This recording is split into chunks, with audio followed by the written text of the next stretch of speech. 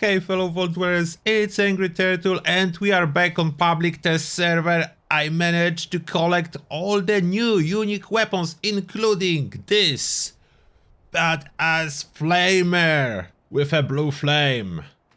It's really cool. So I have them all in here in my inventory. By the way, there is more than blue flame. There are implications to this blue flame. I will cover it when we get there. We go one by one, all the new weapons. So starting with Blue Ridge Branding Iron. That's the weapon. And yes, all those weapons are basically full reskins based on existing weapons. But that includes a lot. That's better than what we had so far. It's not purely a skin. Quite often it includes as well different animation, different colors, like almost like entirely new weapon. What stays the same is the base damage is taken away from existing weapon. And what comes with that, usually mods, not often. Some of them you cannot equip any mods at this moment. I don't know if that's intentional or if it's a bug. Only time will tell, as I'm always saying. It's public test server. Those weapons are subject to changes as we go through. But look at this animation. That's the power attack. That's normal attack. Punching, slashing. It's really fast. It looks really good. You punch fast. Okay, let's test it on some enemy. Okay, let's punch something. I'm on kind of universal build. I'm not judging the weapon based on how much damage it does. At this moment, more how it looks, how it works. The damage, it requires fully specialized build to fully judge as well. You can tell the damage by the type of a weapon it's made after. Like this is made after shish kebab. So you can tell when it will classify. Then we have Jawbone Knife. This one is a vampire swing speed and weapon break slower. So this one in action. Slashing them. The knife type weapons one-handed. Most of them is generally already quite weak in game. Can I switch to the first person? Oh, now you can see it better. You can kill with it, absolutely. Are the one-handed weapons good? Generally not very good. And that's how this look in first person. When you punch, I forgot to show in first person. Maybe even first person is more important. As in third person you can see every weapon, in first not. Then Cultist Executioner. This one currently cannot be modified at all. I feel like it's a Warglaive. It seems to be based on the Warglaive model, especially that the damage is good. You can one-shot kill enemies with this power attack. And now the legendary effects on Cultist Executioner is, as name says, Executioner with power attack damage, less damage taken while power attacking. Which is, to be honest, a really good. That's a perfect role in my opinion for this weapon. So it is very, very good. If only it could be modified. I don't know if that's a bug or if it's intentional that it's not possible to put any mods. Then you have Cultist Piercer, that's basically based on the pickaxe. That's bloodied, weapon speed, and 1 strength. Weapon speed is attack speed. This weapon, really good rolls, so it does nice damage. 2 power attacks will put Super Mutant down. Then we have Elder's Mark, that is a unique Tommy gun. Furious, weapon speed, which is fire rate in this case, and reload speed. It's still a Tommy gun. I didn't even bother modifying, but yes, mods are available for this one. Can be modified as any other Tommy gun. The problem is, it is a Tommy gun. This unfortunately not the best weapon. It can kill, but I'm totally unspec for Tommy gun here. I can kill Super Mutant while wasting ammo. Now we are going for the Holy Fire. This is of course a flamer that can be modified. And now the implication of the blue flame. There are 2 implications of it having blue flame. First one, negative. Long barrel has no effect, so you will not increase the range by putting on long barrel.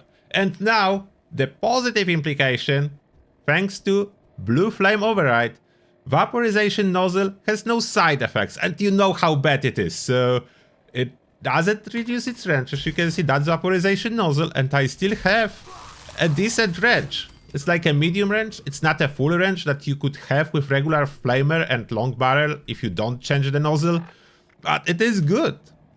The legendary effects themselves, damage at night, limb damage, weapon breaks slower, not great. But if it stays like that, if I can have vaporization nozzle without a negative of losing the range, vaporization nozzle with medium range alone is worth it for me to use this weapon, not even mentioning how cool the blue flame actually is.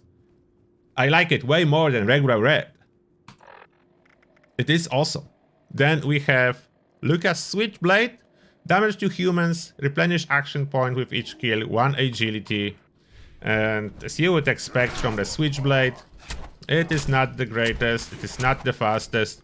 I could equip the perk to switch a little bit faster, but yeah. Then we have Ogwa Gauntlet, but in the second. First, Kabloom, the shotgun. And why I skipping that? Because I need to exit power armor to use it. The Kabloom. 100% damage target with full health, so that's instigating. Bullets explode, legendary effect, and damage resistance while reloading, which makes it a really good shotgun effect, but that is a pump action, which means you will not really rock it, unless you like the look.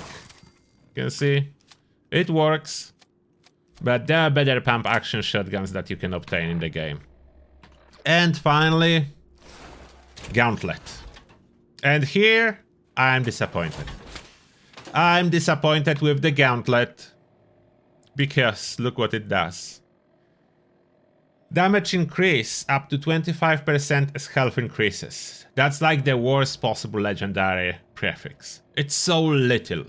It's way too little. I'm getting 5% as a bloodied build bonus, so if I heal, I will lose damage. So no point in healing.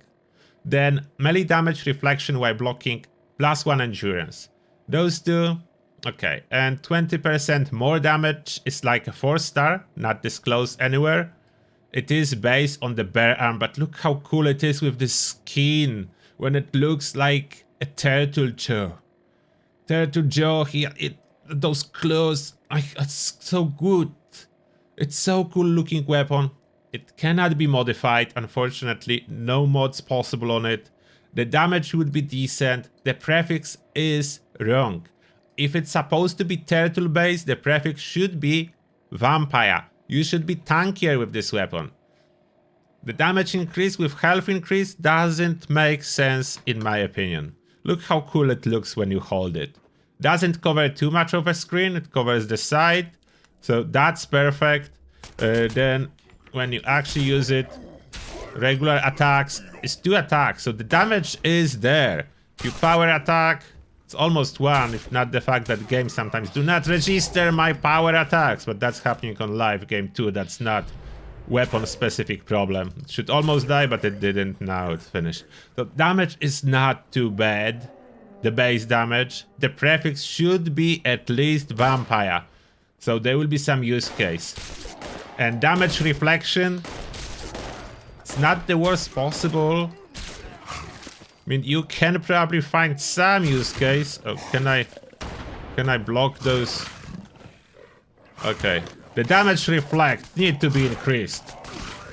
I'm blocking and it takes forever to kill with the block.